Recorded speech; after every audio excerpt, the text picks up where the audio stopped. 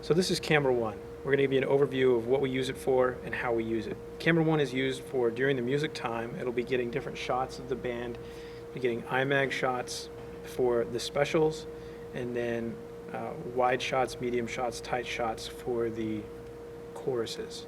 Just walking over to the camera to turn it on, take the lens cap off, and the on button is here. This locks and unlocks the tilting. This locks and unlocks the panning.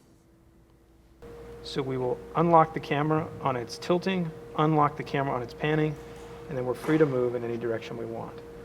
Over here is the drag. The higher the drag, the more stable your shot is. You want to keep it up at 3. And this is your drag for your panning left and right. So if you come in and unlock your camera, and your camera tends to fly up or down in the wrong direction, that means it needs to be balanced. So we unlock the plate here. The camera is free to move back and forth, and then we just pick a spot to where it is balanced. It neither tilts forward or backwards when left in when you're not touching it. So we're going to find a spot where it's balanced. When I let my hands off, it's not going to tilt up or down. And when we get it balanced, we lock down the plate, and our camera is nice and balanced, and will make our shots a lot easier. So always check your balance, make sure you got it.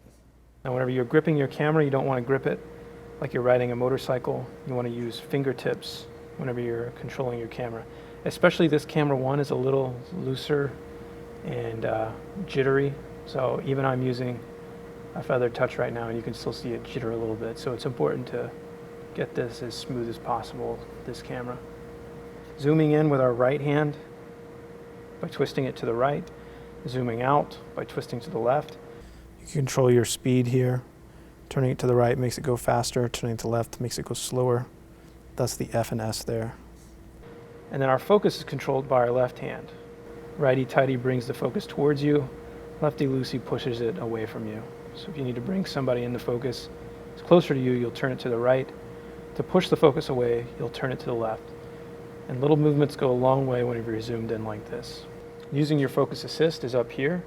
You turn your focus assist on your screen, it turns black and white. And the blue highlights means whatever is blue highlighted is in focus. And you definitely want to use that on your monitor. It folds in and out like this, because the monitor will look like it's in focus, even though it's not.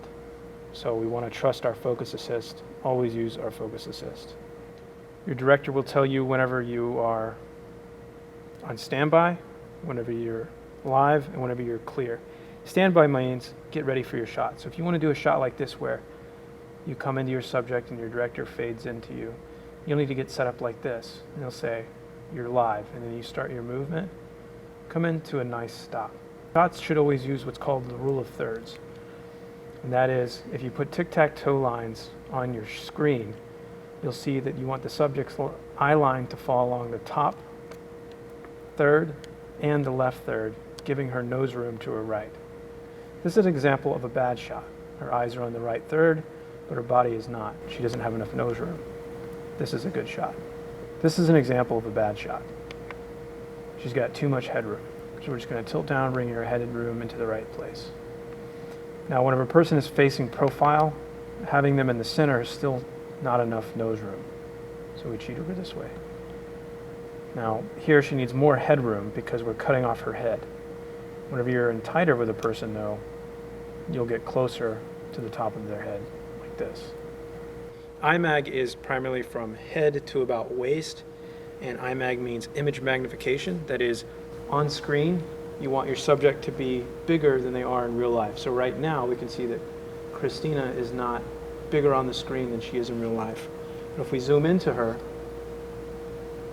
now she is. On the screen, we can see her face, see her expressions, what she's talking about, and she's bigger than she is in real life. During the sermons, we normally get set up in a shot that looks similar to this. We have the screen in the shot, and we have the speaker in the shot. Sometimes we'll have you set up on different things. But during music, you'll want to find something interesting that's going on and try to impress your director with the shot.